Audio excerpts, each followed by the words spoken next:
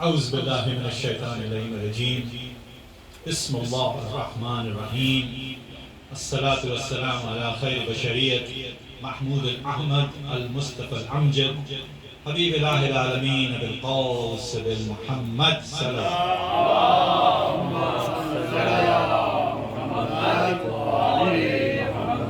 وآل بيته الطيبين الطاهرين المعصومين الميامين صلى اللهم صل على محمد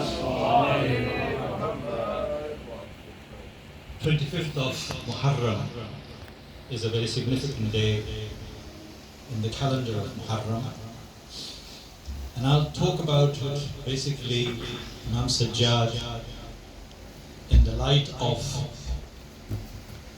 Karbala and post-Karbala. My discussion always happens around these days about post-Karbala. What happened after Karbala? In the beginning of the first few days of Muharram, leading up to Ashura, we talk about very significant incident. That is not a story, that is not restricted to the books. It has happened. Was a reality. And the gruesome tragedy that occurred on the family of Prophet has to be remembered, has to be revered, has to be preserved in Majalises, in discussions. And today we are going to shed a little light on how we were going to connect the tragedy of Karbala with our lives. Because it should not be just restricted to the habit of Muharram comes, Safar comes, and then we get busy in our lives and we forget about what happened in this 2 months. In the light of Imam Sajjad, I'm going to just, in a nutshell, because obviously we don't have time, Allah is here as well. In a nutshell, if you think about it, you can divide Imam Sajjad's time in 2 sections. First section is the time when he was growing up in the lap of his father, Imam Hussain alayhi salam, all the way that he came to Karbala. With 18 brothers, with his father, with all the companions, all of those who traveled with him up to the time of Ashura. A gruesome tragedy occurred on the day of Ashura. We don't want to talk about it today on that. But Imam Sajjad's survival is hidden in the message of Imamah. It was the order of Allah subhanahu wa ta'ala that the Imamat has to be preserved and safe. Imagine in the gruesome tragedy and a brutal battle of Karbala, this individual survives. And so therefore you have to pay and the picture in your head that how it happened. If it's not the miracle of Allah subhanahu wa ta'ala, then what it is? Imam Sajjad not only survived, but also preached post Karbala after returning back to Medina for 35 years. His passing doesn't happen in the same month as the passing of his father. After 25 days. Sometimes people miscalculate that, confuse that. It happened after 35 years of his preaching back in Medina. But what happened in between is inflicted atrocities on this young man, who is protected by Allah subhanahu wa ta'ala. Otherwise, no human being can survive the kind of tragedy that was occurred on him. Immediately after the burning of the khaymas, camps of Imam Hussain, Imam Sajjad was the only person. Why he did not fight? Because obviously you know the story that he was sick. He was not physically fit to fight with Imam for his father. However, when Imam makes a appeal, is there anybody out there who can come and help me? Imam Sajjad took his dagger and tried to come out from the camps of Imam. Imam immediately pushed him back. He said, "No, Sajjad, you go back into the camps. You have to carry my message. Later on, your time will come later on, not now. People, your 18 brothers are there to sacrifice for me, but you have a bigger duty to perform, and your duty is to carry being the Imam of the time, from Karbala to Kufa, from Kufa to Sham. You will lead that procession as an Imam. And that is your duty, that is your imamat that I am bestowing upon you while I'm last time leaving the camp. He hands over the imamah, he hands over the imamat, and Imam Sajjad retained that position of Imam at that time. So Imam's position from there, the infliction, the atrocities on the journey was severe on Imam Sajjad. Why? Because obviously the enemy tried to kill him even at that time. Bibi Zainab Salamullah alayhi protected him and threw herself over him while they actually pulled the bedding of this sick son of Imam Hussain. And she said that if you really want to kill me first. This is the first time Bibi Zainab Salamullah alayhi protected him. And the second time she protected him was in the courts of Yazid. Journey was difficult. Chains. You know, the neck was, imagine the kind of heat, the chains, and the position of a prisoner of war. Unbearable for any individual, any human being. And I want you to imagine the position of Imam Sajjad. Even at that time, he prayed to Allah subhanahu wa ta'ala that I would reach to whatever the atrocities they are committing on me, I will not budge. I will not be intimidated by the killings and the inflictions that has been thrown at us. He reaches to Sham. The Sham is the time Imam Sajjad remembers. The humiliation for Imam was too much. And that's why Imam said that when he returned back to Medina, that what was the most difficult time for you? And he said 3 times, Sham, Sham, Sham. You know that, you have heard that phrase, Imam's phrase. Why? Because 1 week before they arrived, the court of Yazid was not prepared to receive them, so they made them wait outside the palace of Yazid in chains and ropes and all that. One guy recognized him. He said, Ya Ibn Rasulullah, what happened? How it happened? He called him closer. He said, do you recognize me? He said, yes, I do recognize you. You are Ibn Rasulullah. You are Sayyid Sajjad. You are Imam Zain al-Abidin. He said, if you really want to help me, come closer to me. See, my neck is cut with this heavy chains. Torn my abba and put this between the chains and my neck. At least, and this is a very authentic hadith. You can verify that. Sayyidina Hassan has recited this hadith many times here in this society. And he said, put that ab'a on it and put it around my neck.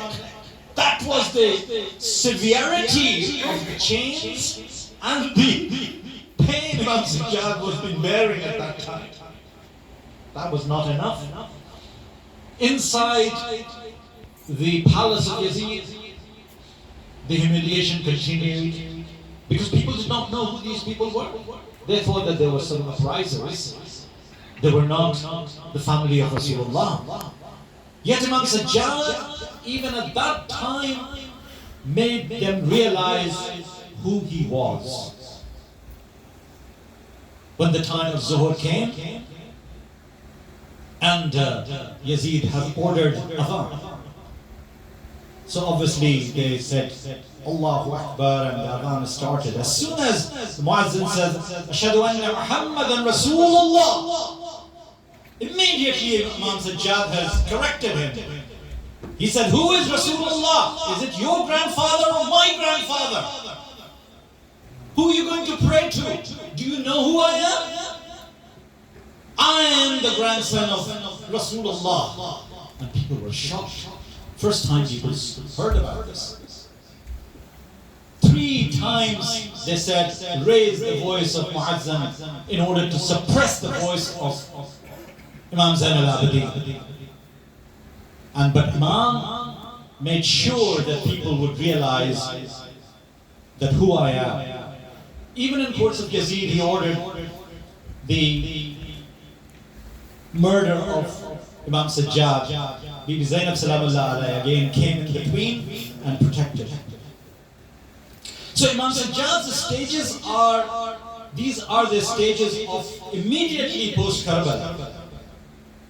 But what I really want to talk about is the post-Karbala. After a year, when they were released from the prison, oh yes, another major incident happened inside the prison. He loses Bibi Sakina.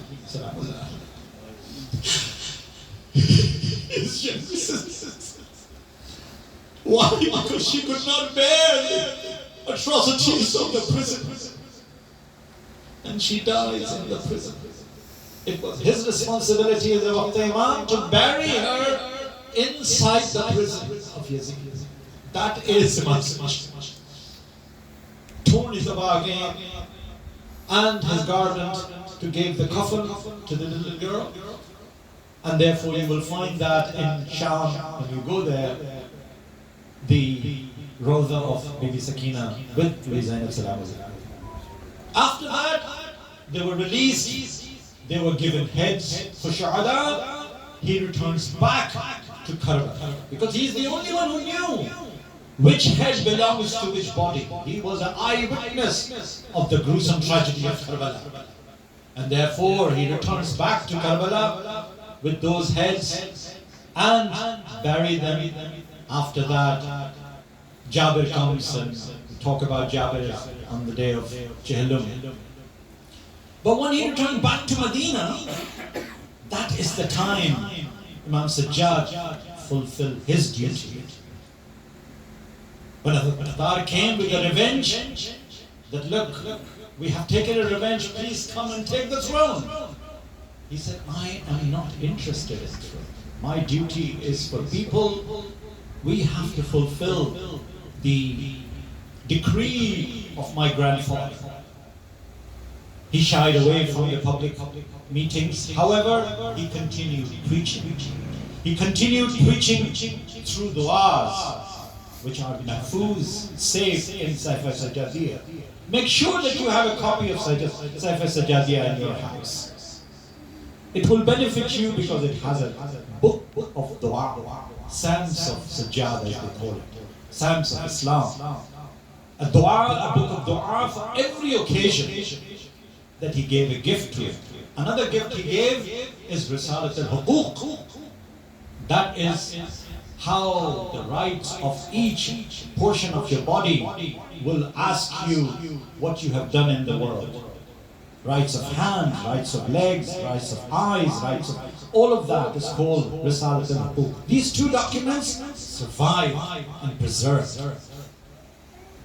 I think we have to develop a habit of adopting an imam out of 12 imams to do the research, to do the academic work, and do utmost to propagate the teaching of all imams alayhi salam that have actually sacrificed themselves in very difficult circumstances. And of course, his time in Medina was not an easy time. He was not allowed to do open preaching, and therefore he adopted a method of preaching through du'as.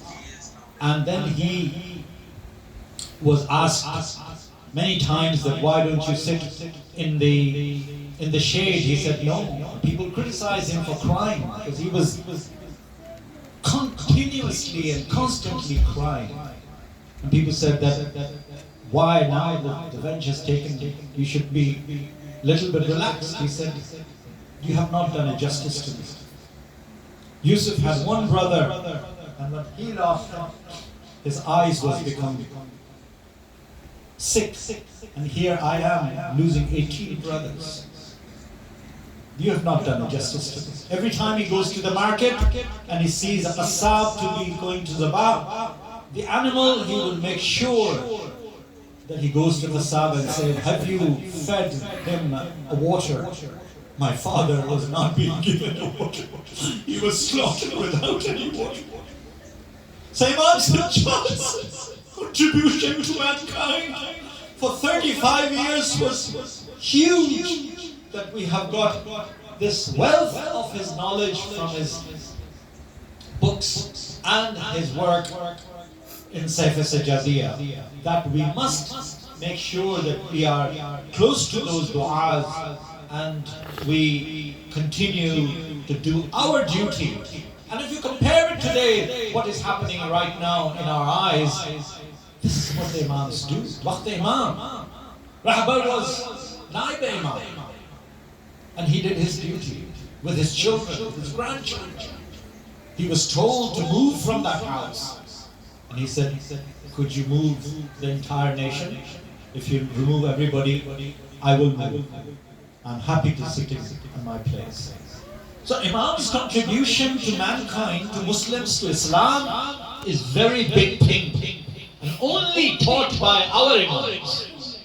And therefore our Imams, if you familiarize with yourself with all 12 Imams, starting from Amir al-Mu'mineen up to Imam Askari, 11th Imam, and of course Imam Hujjah is around us.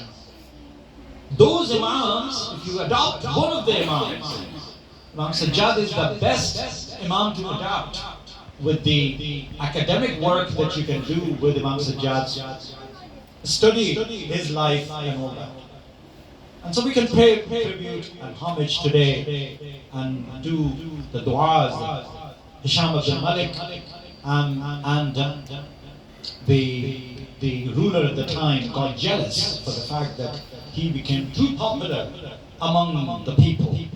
And Abdul Malik and Hisham Abdul Malik, both brothers, poisoned him. Why? Because one year they went to Hajj and they could not reach to Hajar al-Aswad. You've heard this riwayat as well. They could not reach Hajar al-Aswad. People were so crammed and crowded. The Kaaba. And as soon as Imam was also attending Hajj, he arrives in Kaaba, people move and make a way for Imam. So he was jealous to see that who is this man? So he is Imam Sajjad. The people knew what imamat means in the eyes of those rulers who always inflicted the kind of words people are using for imams. For Imam Rahbar, the words Donald Trump is using for Rahbar, scum. You heard of that a few days ago. This kind of opposition is continuing today. It is your job, my job, everybody's job who is a follower of Ahlul Bayt to do their duty to contribute to the ignorance of the masses, to tell them our imams are sacred people. They have done duty for Islam. Salli ala Muhammad wa ali Muhammad.